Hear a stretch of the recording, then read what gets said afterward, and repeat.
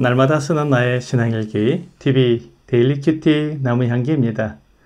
오늘은 베드로전서 2장 1절부터 8절을 묵상하겠습니다. 그러므로 모든 악독과 모든 기만과 외식과 시기와 모든 비방하는 말을 버리고 갓난 아기들 같이 순전하고 신령한 젖을 사모하라. 이는 그로 말미암아 너희로 구원에 이르도록 자라게 하려 함이라. 너희가 주의 인자하심을 맛보았으면 그리하라. 사람에게는 버림바가 되었으나 하나님께는 택하심을 입은 보배로운 산돌이신 예수께 나아가 너희도 산돌같이 신령한 제부로 세워지고 예수 그리스도로 말미암아 하나님이 기쁘시게 받으실 신령한 제사를 드릴 거룩한 제사장이 될지니라. 성경에 기록되었으되 보라, 내가 택한 보배로운 모퉁이 돌을 시온에 두노니 그를 믿는 자는 부끄러움을 당하지 아니하리라 하였으니 그러므로 믿는 너희에게는 보배이나 믿지 아니한 자에게는 건축자들이 버린 그 돌이 모퉁이의 머릿돌이 되고 또한 부딪히는 돌과 걸려 넘어지게 하는 바위가 되었다 하였느니라. 그들이 말씀을 순종하지 아니하므로 넘어지나니 이는 그들을 이렇게 정하신 것이라.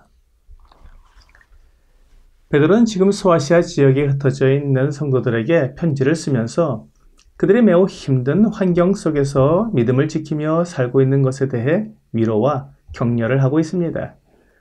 비록 그들의 상태는 흩어진 나그네요, 여러 가지 시험을 당하고 있는 형편이지만 그와 상관없이 그들의 신분은 하나님의 택하신 자들이고 하늘에 간직해 두신 하나님의 유업을 잇는 자들이며 모든 죄를 대속받았고 거듭난 사람들이었습니다. 그러므로 그들은 그들의 신분에 맞는 삶을 살 필요가 있었습니다.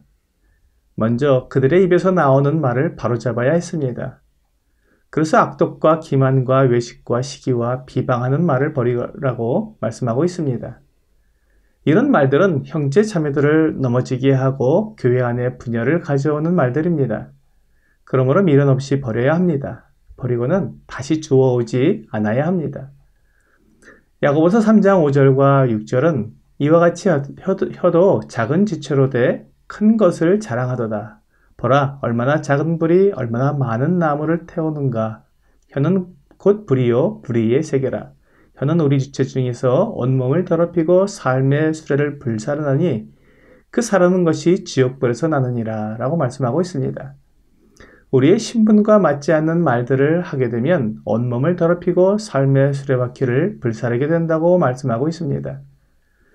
이어지는 9절과 10절은 이것으로 우리가 주 아버지를 찬송하고 또 이것으로 하나님의 형상대로 지음을 받은 사람을 저주하나니 한 입에서 찬송과 저주가 나오는도다. 내 형제들아, 이것이 마땅하지 아니하니라 라고 말씀하고 있습니다. 우리의 입에서 저주의 말이 나오는 것은 우리 안에 더러운 것들이 들어있기 때문입니다.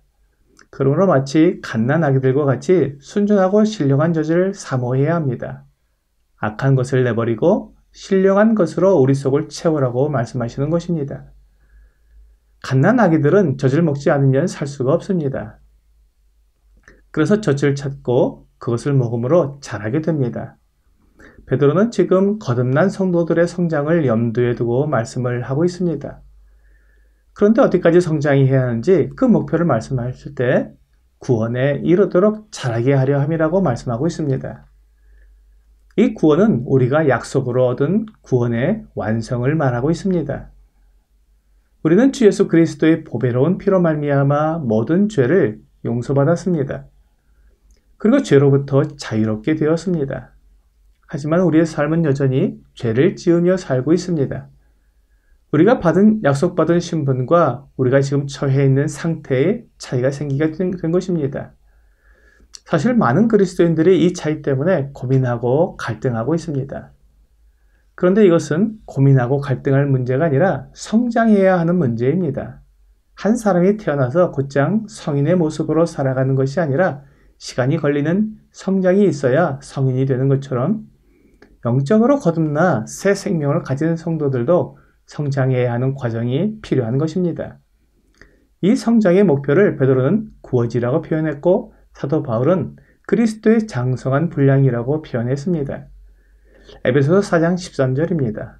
우리가 다 하나님의 아들을 믿는 것과 아는 일에 하나가 되어 온전한 사람을 이루어 그리스도의 장성한 분량이 충만한 데까지 이르리니 그리스도의 거룩하심과 온전하심을 목표로 자라가라고 말씀하고 있습니다. 이것을 베드로는 구원에 이르도록 자라가라고 말씀한 것입니다. 이렇게 우리가 거룩함에 이르도록 자라가기 위해서는 신령한 젖인 하나님의 말씀을 먹어야 합니다. 이제 베드로는 성도들에게 새로운 삶의 방식을 제시하고 있습니다.